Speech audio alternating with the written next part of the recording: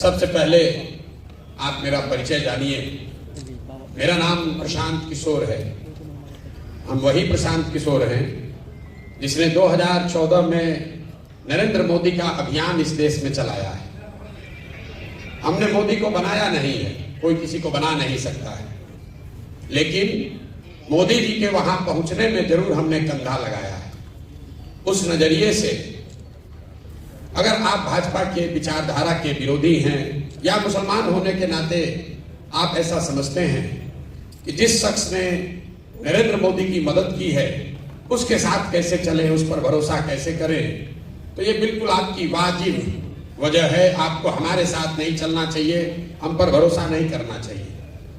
लेकिन अगर आप मेरे परिचय का ये हिस्सा जानते हैं कि 14 में मैंने मोदी जी का अभियान चलाया है, तो आप में से कुछ लोगों को यह भी पता होगा कि 2014 से लेकर 2021 तक इस देश में जहां कहीं भी मोदी भाजपा हारा है, हराने वाला कोई भी हो, चाहे वो बिहार में महागठबंधन हो, पंजाब में कांग्रेस हो, तेलंगाना में केसीआर हो या बंगाल में ममता बनर्जी हो, हराया चाहे जिसने भी हो, उन सब के पीछे भी इसी प्रशांत किशोर ने कंधा लगाया। यहाँ आपने बात करी है मुसलमानों की दुर्दशा पर। हम अपनी आंखों से भी देख रहे हैं, लोग सच्चर कमेटी में पढ़ते हैं, यहाँ बड़े बड़े दानिश्वर बैठे हुए हैं, बड़ी बड़ी बातें आपने कही। आप कह रहे हैं कि आपकी हालत ये क्यों है। कोई हमको अपना रहनुमा बनाना चाहता है, कोई पूछ रहा है कि आप बताइए पहले क्या कीजिएगा तब आप पर भरोसा करेंगे। किसी ने अपना मोहब्बत का पैगाम ही पूरा पढ़ दिया। मुसलमानों की ये जो दुर्दशा है, ऐसी किसी ने सही कहा कि ऐसी बैठकें पहले भी होती रही हैं, आगे भी होंगी। इससे मुसलमानों की दुर्दशा नहीं सुधरने वाली। तब तक आप ये नहीं समझिएगा कि आपकी इतनी दुर्दशा है क्यों। इसलिए नहीं है कि आपकी संख्या कम है, इसलिए नहीं है कि नेताओं ने आपको ठगा है। नेताओं ने जितना आपको ठगा है उतना समाज के दूसरे हिस्से को भी ठगा है। आपकी दुर्दशा इसलिए है कि आपके कौम के सबसे बड़े रहनुमा पैगंबर साहब ने कहा कि जिस कौम को अपने रहनुमाओं की समझ ना हो उसके ऊपर जालिम हुक्मरानों को मुसल्लत कर दिया जाता है। आप वो कौम हैं जिसको अपने रहनुमाओं की समझ ही नहीं है, वो समझ बनी ही नहीं। आप वो कौम हैं जिसकी शुरुआत का पहला शब्द ही है इकरा, पढ़ो, और उस कौम ने अपने बच्चों की पढ़ाई को ही छोड़ दिया। मेरे भाई, आपको प्रशांत किशोर से सीखने समझने की जरूरत नहीं है। ना हम आपके रहनुमा हैं, ना होने का दावा करते हैं। आपको अपने कौम में जो बातें बताई गई हैं सामाजिक, राजनीतिक, सियासी नजरिए से, अगर आप उसको स्वीकार कर लें, उसी से आपकी बदहाली दूर हो जाएगी। जब मैं कह रहा हूं कि आपको अपने रहनुमाओं की समझ नहीं है, ज्यादातर लोग यहां कहेंगे भैया विकल्प नहीं है। हम आपको उदाहरण देके बिहार के नजरिए से बताएंगे कि आपको कैसे रहनुमाओं की समझ नहीं है। आज जितने भी मुसलमानों से आप बात कीजिए, वो कहता है भैया हम लोग के पास विकल्प नहीं है। 2014 में आपके पास विकल्प आया था। आज जो यहाँ के सदर हैं, हम उनके विरोध में खड़े हैं, वो भाजपा के साथ है, लेकिन नीतीश कुमार 14 में उन्होंने आपके साथ कोई दगा नहीं किया था। यहां जितने शख्स बैठे हुए हैं, आप ये बात मानिएगा कि 2005 से लेकर 2014 तक नीतीश कुमार ने मुसलमानों के साथ कुछ गलत नहीं किया। ये वही नीतीश कुमार हैं कि 2010 में जब उनकी चलती थी तो नरेंद्र मोदी को बिहार में उन्होंने घुसने नहीं दिया था। ये वही नीतीश कुमार है 2012 में जब नरेंद्र मोदी को भाजपा ने अपना अभियान का चेहरा बनाया तो नीतीश कुमार उस गठबंधन से बाहर निकल गए, अपनी सरकार, अपनी पूरी राजनीतिक कैरियर को दांव पर लगाया। लेकिन वही नीतीश कुमार जब 2014 में चुनाव के मैदान में आए तो यहां बैठकर बड़ी बड़ी बात कहने वाले कौम के जो रहनुमा हैं, आपने नीतीश कुमार को रहनुमा नहीं बनाया। तब आप लालटेन पकड़कर घूमने लगे। मेरे भाई, अगर आप दगा करोगे तो आपके साथ भी कोई दगा करेगा। आपने नीतीश कुमार के साथ भलाई का काम नहीं किया। तो नीतीश कुमार अगली बार जीत कर आया जब 15 में आपके वोट से, हम नीतीश जी के साथ थे, हमने महागठबंधन बनवाया था। नीतीश जी आपको हमेशा कहते थे प्रशांत जी कुछ भी कह लीजिए, मुसलमान हम लोग के साथ रहेगा नहीं। तो जैसे ही उनको मौका लगा आपको ठग कर भाजपा की ओर चला गया।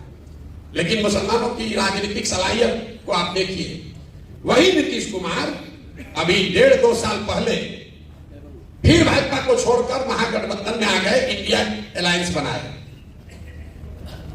और सारे मुसलमानों को लगा कि अब यही नया रहनुमा है जो हम लोग को देश में बचाएगा। अब वो आदमी चुनाव से पहले ही फिर आपको छोड़कर भाग गए। ये आपको क्या बताता है? जब आपको नीतीश कुमार को रहनुमा बनाना था तब आपने उनको माना नहीं, जब उस पर भरोसा नहीं करना था तब आपने उसको रहनुमा बनाकर उन्हीं के कहने पर इंडिया अलायंस के भरोसे देश का चुनाव लड़ने वाले थे। पता चला चुनाव से पहले ही भाग गए। ये तो भला हो कि चुनाव से पहले भागा, लेकिन अगर नहीं भागे होते तो हम आपको लिख के देते। यहाँ जितने जितने दानीश्वर मुसलमान बैठे हो, समझदार बौद्धिक तौर पर प्रबुद्ध लोग, सब लोग जाकर आप लोग नीतीश को वोट देते हैं। जीतने के बाद वो आदमी भागता, तो आपका जान बच गया कि इस बार वोट लेने से पहले ही भाग गया। मैं आपको ये क्यों बता रहा हूं? आप वो कौम है जहां अभी भागे वहां भागते, खाली चुनाव के बाद भागते। मैं आपको ये बता रहा हूं कि राजनीतिक सलाहियत के मामले में ये कौम सबसे पिछड़ी है। आपसे ज्यादा राजनीतिक समझदारी दलित समाज को भी है, पिछड़े समाज को भी, किसी भी समाज को आपसे ज्यादा राजनीतिक सलाहियत है। तो यही बात तो मैंने आपको कहा कि पैगंबर साहब ने कहा कि जिस कौम को अपनी रहनुमाओं की समझ ना हो उसके ऊपर जालिम हुक्मरानों को मुसल्लत किया जाता है। बात अगर पैगंबर साहब ने कही है तो गलत नहीं हो सकती है, लेकिन आप अपनी सुविधा अनुसार उसका आधा लाइन पढ़ रहे हैं। आज के हुक्मरान जालिम है ये तो आप पढ़ रहे हैं, उस पर चर्चा कर रहे हैं, लेकिन किस गलती से ये जालिम हुक्मरान आपके ऊपर मुसल्लत किए गए हैं ये नहीं समझना चाहते। इसीलिए आपकी ये दुर्दशा। अब प्रशांत किशोर में आपको रहनुमा दिख रहा, कोई कह रहा है कि आप बताइए आप कितना हक दीजिएगा, क्यों आप हमसे हक मांग रहे हैं? आपकी अपनी ताकत नहीं है। 18% की आबादी का जिसका दावा कर रहे हैं, जिसका दम्भ भर रहे हैं, 18% की आबादी में कोई लड़का नहीं है जो यहां बैठे और यहां हिंदू समाज के लोग बैठकर कहे कि आप हमारे रहनुमा हो जाइए। कोई तो नहीं कह रहा। हम लोग तो कोई ऊपर से नहीं आए। ये क्यों है? क्योंकि आपके मन में राजनीतिक बंधुआ मजदूरी घुसा दिया गया है। आपको यह बता दिया गया है कि आपको किसी न किसी के पीछे ही चलना है। आप चाहे कांग्रेस के पीछे चलिए या राजद के पीछे चलिए। अब आपको लग रहा है प्रशांत किशोर के पीछे चले। मेरे भाई, किसी के पीछे चलोगे तो आपके साथ धोखा होगा ही होगा। प्रशांत किशोर के साथ चलिएगा तो भी धोखा होगा। जन सुराज अभियान में हम आपको ये नहीं कह रहे हैं आकर हमको वोट दे दीजिए, हमको बना दीजिए, हम आएंगे सबका चिंता कर लेंगे। जिस कौम में लोग अपनी चिंता नहीं कर रहे हैं, जिस कौम में लोग अपने बच्चों की चिंता नहीं कर रहे हैं, उसकी चिंता प्रशांत किशोर कैसे कर लेंगे? कैसे कर लेंगे आप बताइए? हम गांव में चलते हैं, जो मुसलमानों के बड़े गांव हैं, एक जो नई चीज हमने देखी, जो मुसलमानों के बड़े गांव हैं जिसकी आबादी 3000 से ज्यादा है, वहां बिहार तो पूरा ही गरीब बदहाल है, लेकिन जो मुसलमानों के बड़े गांव हैं वहां पर मुझे सबसे ज्यादा गरीबी फटहाली दिखी।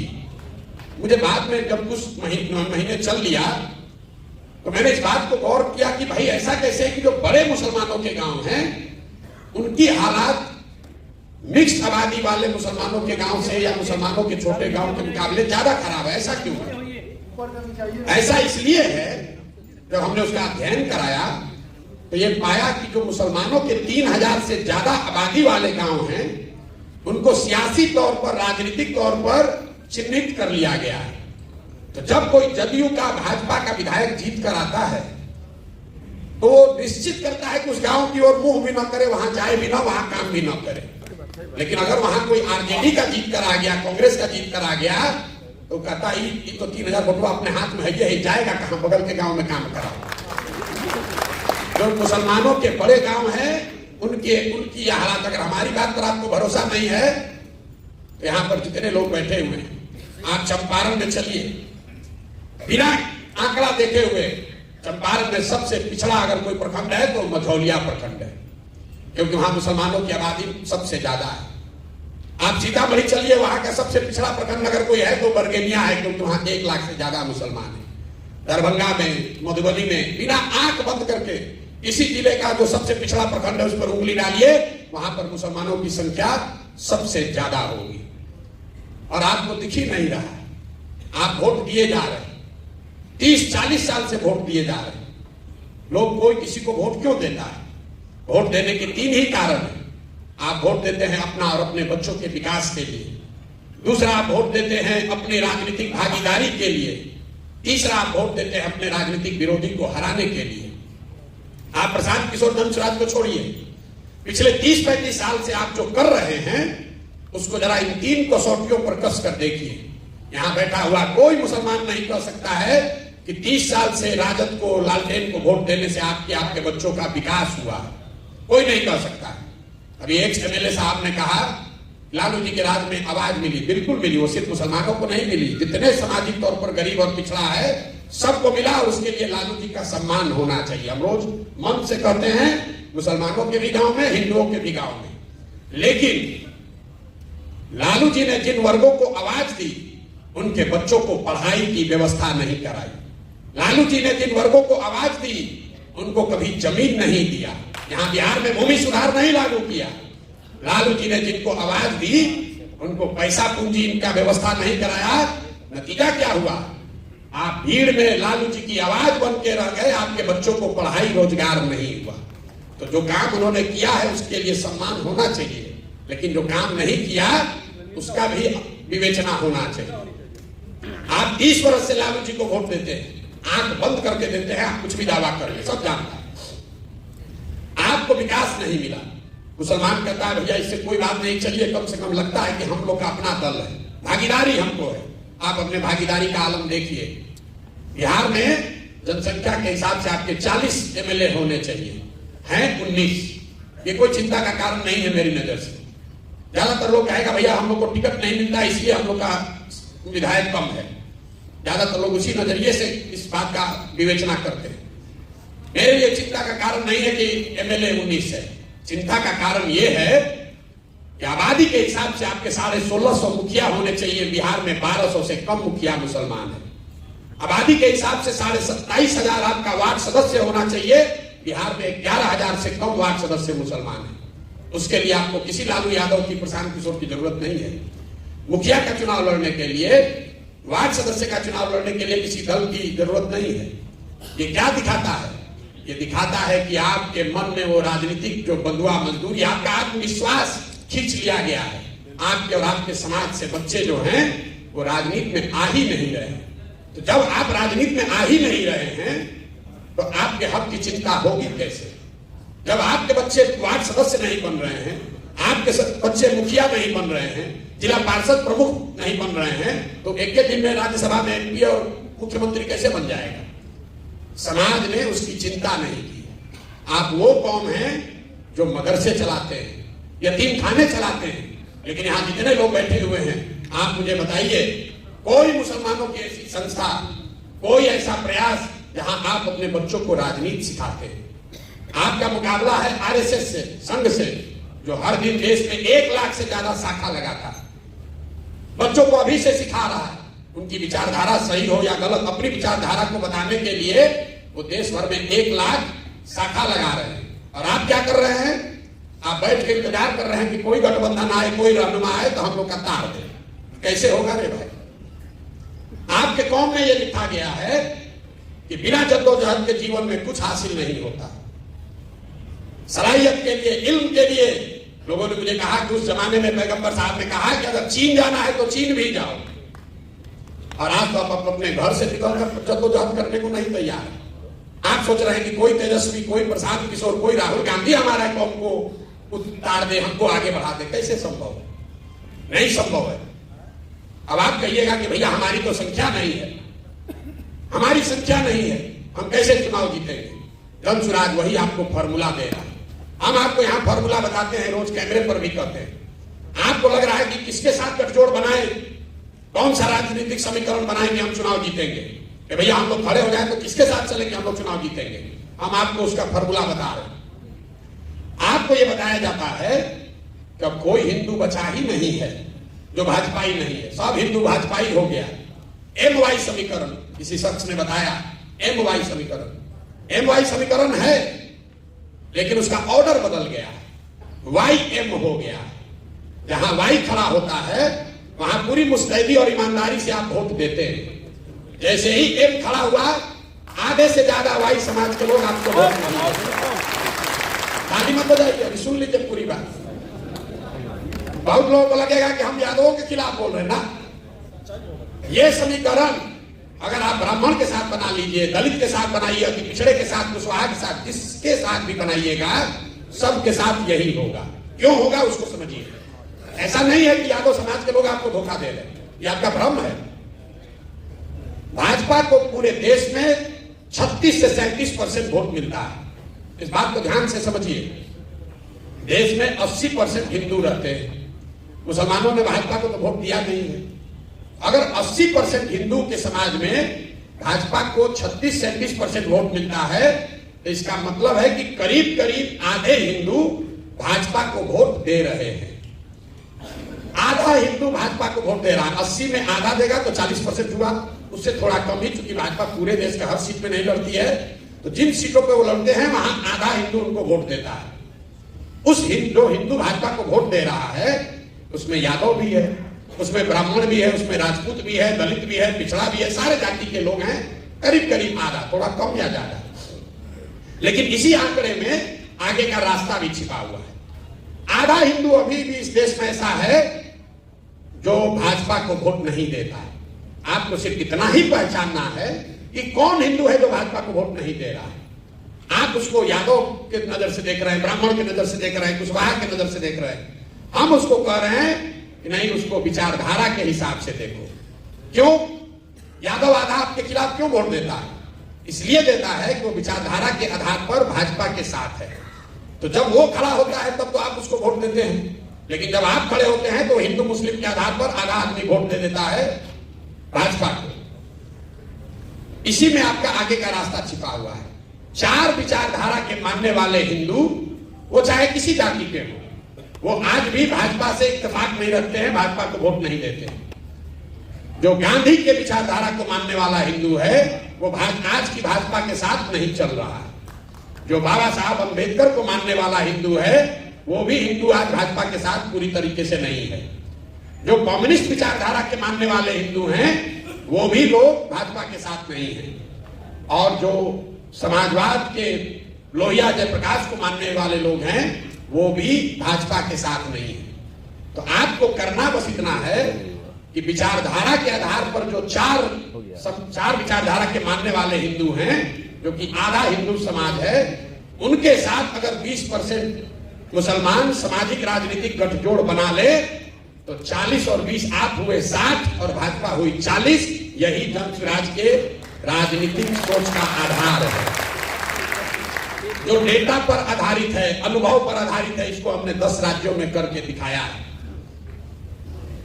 और इसी में आपको फर्क दिखेगा कि जो ओवैसी साहब बता रहे हैं और हम बता रहे हैं, इसमें फर्क क्या है। कई बार लड़के कहते हैं कि आप भी तो वही कह रहे हैं, मुसलमानों के हक की बात कह रहे हैं कि मुसलमान अपने हक हकूक के लिए खड़ा हो। अभी विधायक जी ने भी कहा कि सब मुसलमान इकट्ठा हो जाओ। ओवैसी साहब को कह रहे हैं और जब स्वराज को कह रहा है, यही उसमें फर्क है।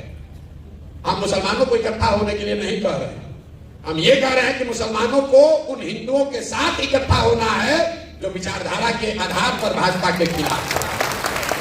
अगर सिर्फ मुसलमानों को इकट्ठा कीजिएगा जो ओवैसी साहब बता रहे हैं, तो यही बात तो भाजपा चाहती है कि आप सिर्फ 20% इकट्ठा हो जाइए ताकि बाकी का 80 एक साथ हो जाए। तो फार्मूला यहां है। और क्यों गांधी का पिक्चर इसमें लगा हुआ है? हम कोई काम ऐसा नहीं करते हैं जिसका पहले से प्रमाण ना हो। आजादी से पहले बाबा साहब, कम्युनिस्ट के जितने लीडर थे, जितने समाजवादी लीडर थे, जितने कांग्रेसी थे, उन सबको किसी एक विचारधारा, एक व्यक्ति ने एक सूत्र में बांधा, तो उसका नाम है महात्मा गांधी। इसलिए इस पूरे अभियान में सिर्फ और सिर्फ गांधी ही हैं कि इनके ही वो गांधी में ही ताकत है, उस विचारधारा, उस शख्स में ताकत है। इन 4 विचारधारा के मानने वाले हिंदुओं को इकट्ठा करे और उसके बाद अगर आपके साथ उसको जोड़ दिया जाए तो आपके पास विचारधारा भी होगी और आपके पास वो संख्या भी होगी ताकि आप राजनीतिक लड़ाई लड़े और जीत सके।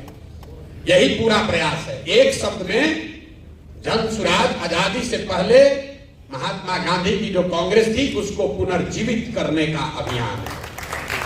आपको अच्छा लगे तो इससे जुड़िए। लोग कहता है इन पर भरोसा कैसे करें? बिल्कुल मेरे पर भरोसा मत कीजिए। भरोसा कीजिएगा आप पहले कहें ठगाइएगा।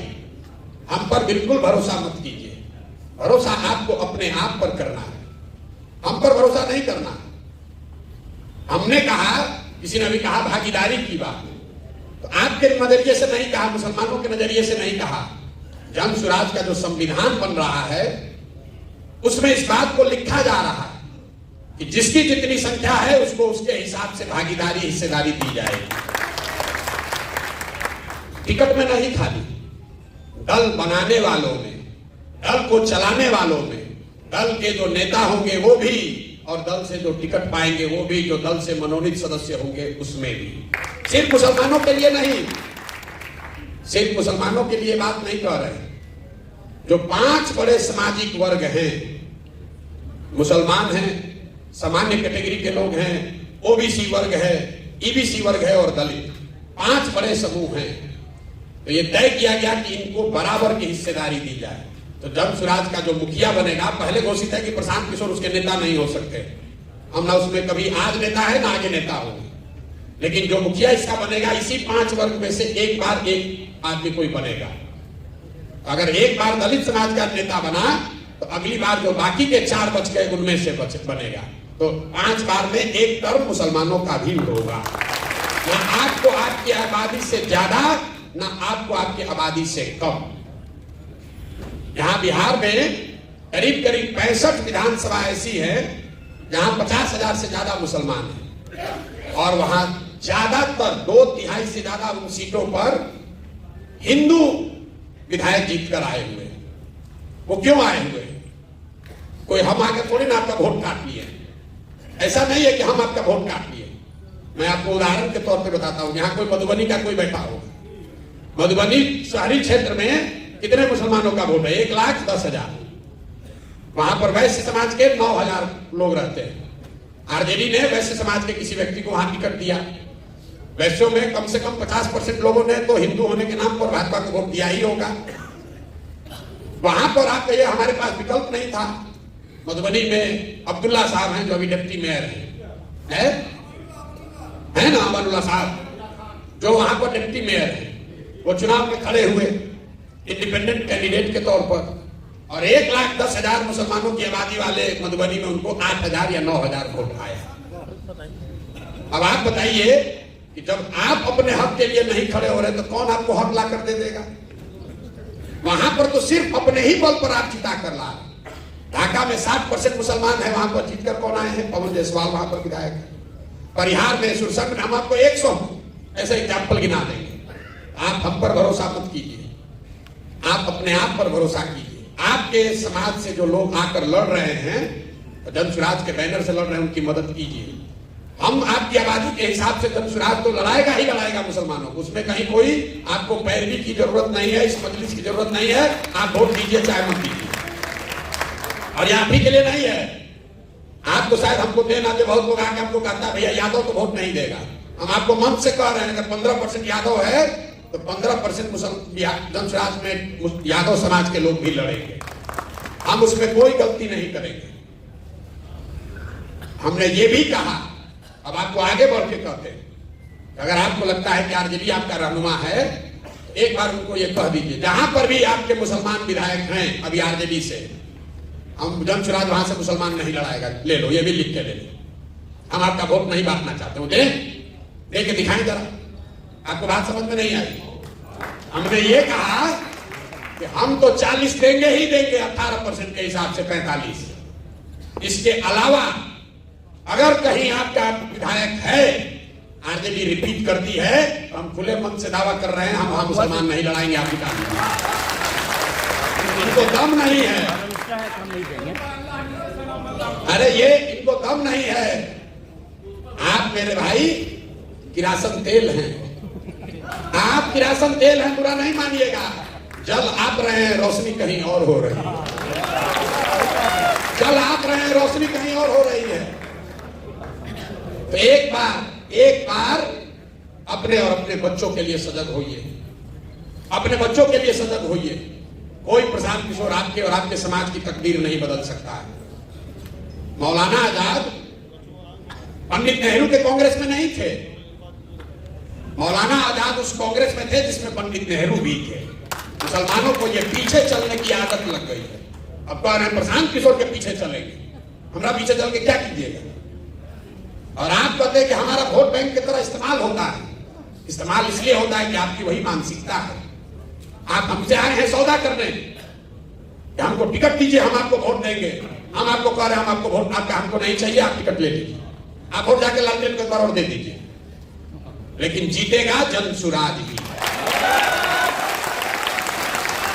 ये इसलिए नहीं कह रहे हैं कि हमको बहुत अभिमान है, इसलिए कि आपके ही पैगंबर साहब ने, आपके कौम में ये बात बताई गई, ईमानदारी से किया हुआ प्रयास जद्दोजहद कभी खाली नहीं जा सकता। और हम 2 बरस से ईमानदारी से वो प्रयास कर रहे हैं, गांव गांव जा रहे हैं। जितना किसी ने पसीना न बहाया हो उतना पसीना बहाने आए, उतना मेहनत कर रहे हैं। मुसलमानों की हालत देखिए। आप कहते हैं प्रशांत किशोर पर कैसे भरोसा करें।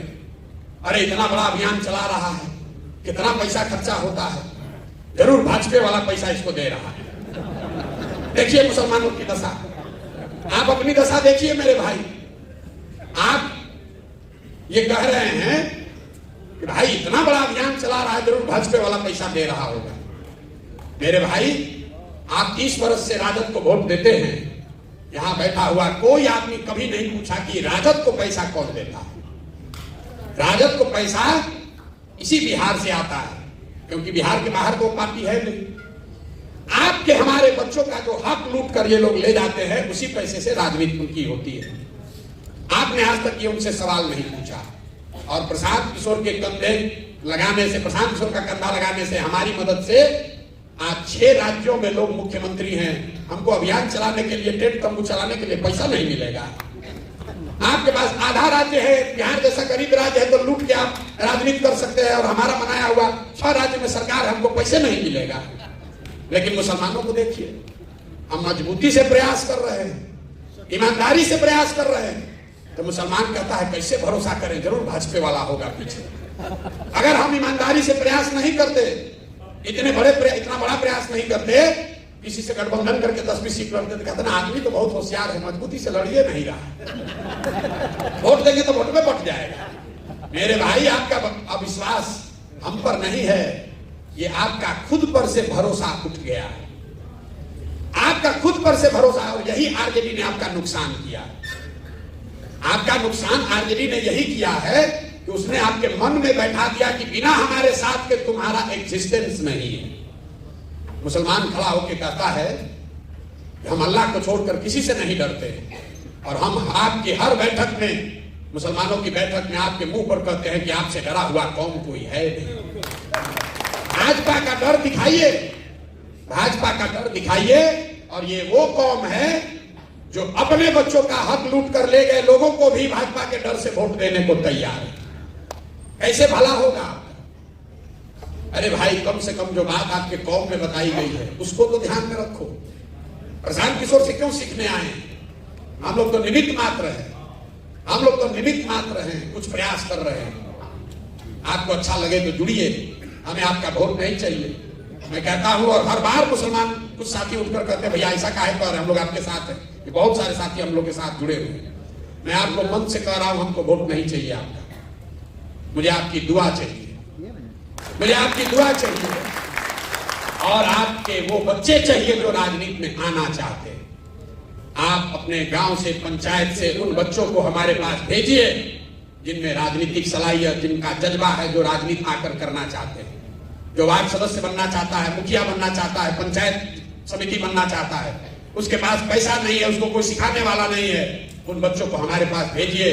जनसुराज अपने खर्चे से उनको सिखाएगा भी और अपने पैसे से उसको चुनाव भी लड़ाएगा। ये कहने के लिए नहीं कह रहे हैं। बहुत लोगों ने राज्यसभा और एमएलए एमपी बनाया होगा। अफाक साहब यहाँ बैठे हुए हैं, पूछ लीजिए कि इन्होंने अगर 1 रुपया भी कहीं खर्च किया हो, या मैंने कभी इनसे बात किया हो कि भाई एमएलसी बन गए हो, 1 किलो मिठाई भी लेके आना हमारे पास। ये हमारे रिश्तेदार नहीं है।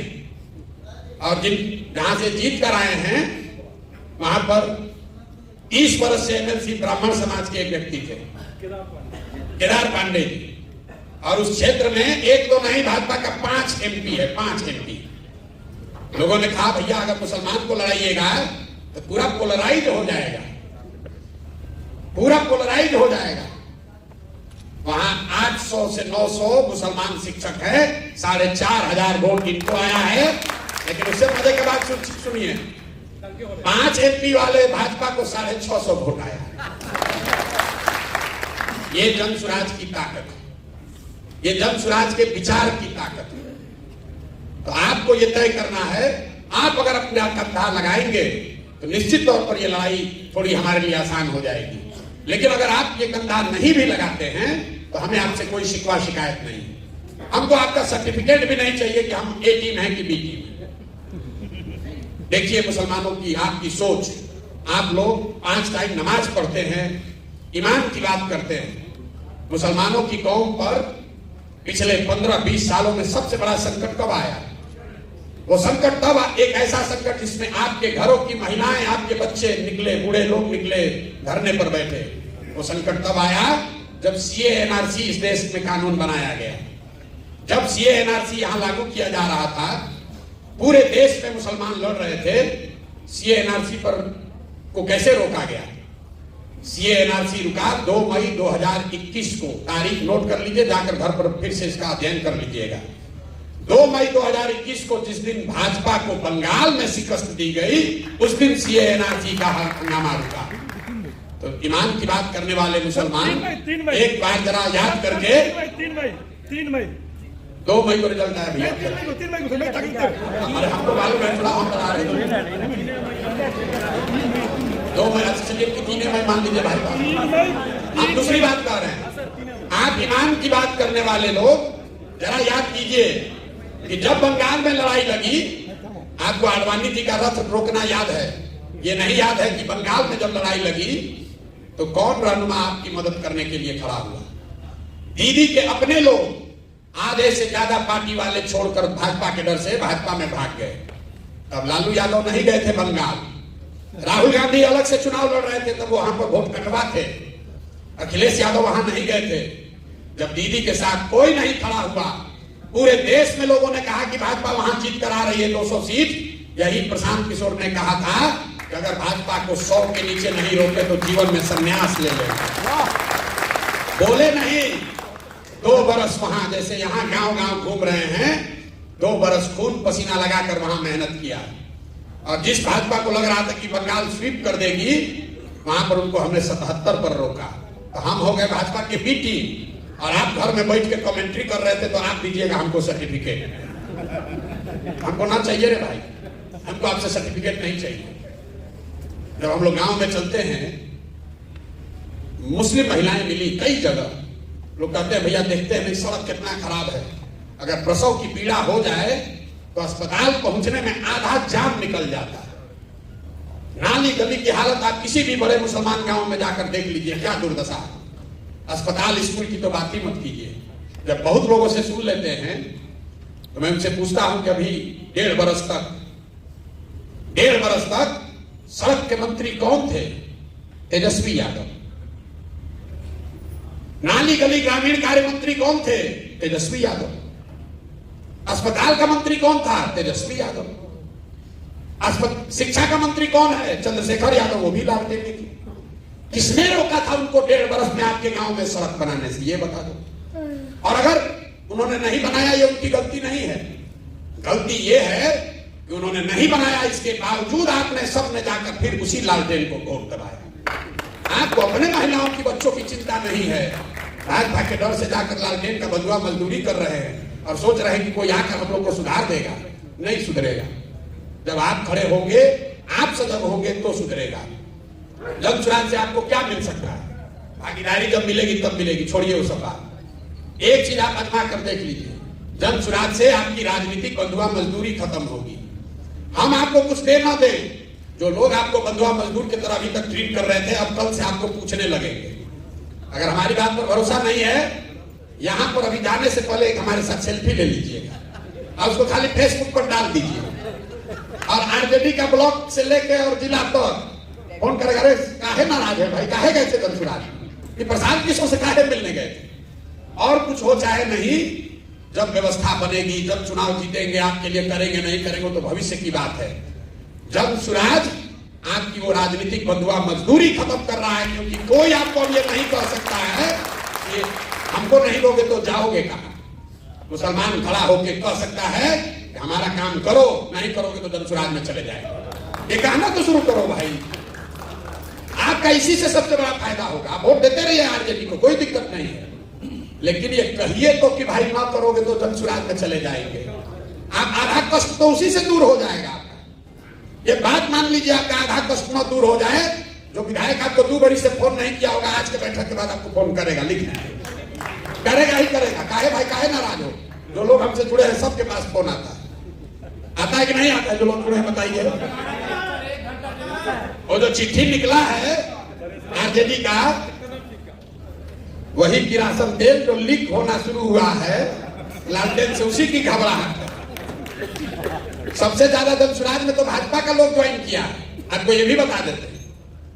जनसुराज में सबसे ज्यादा भाजपा का संगठन का आदमी ज्वाइन किया, लेकिन भाजपा वाला थोड़ा चलाक है, थोड़े दिन के बाद चिट्ठी निकालेगा।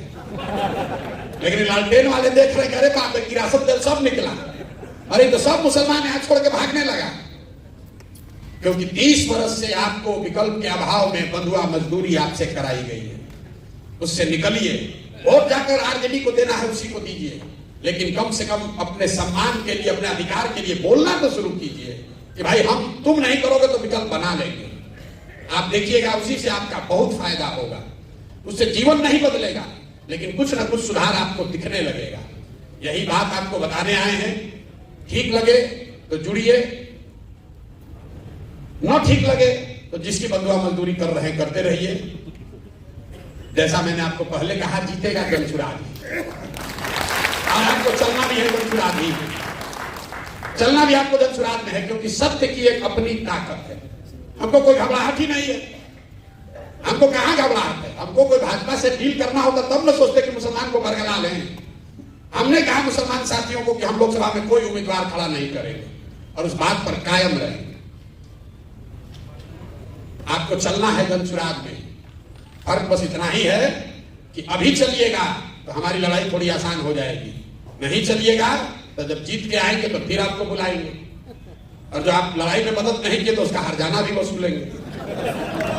हम आदमी हैं वेजिटेरियन, शाकाहारी आदमी हैं, तो जब जीत कर आएंगे तो आपसे सेवई भी खाएंगे और आपको अपने साथ भी लेकर चलेंगे।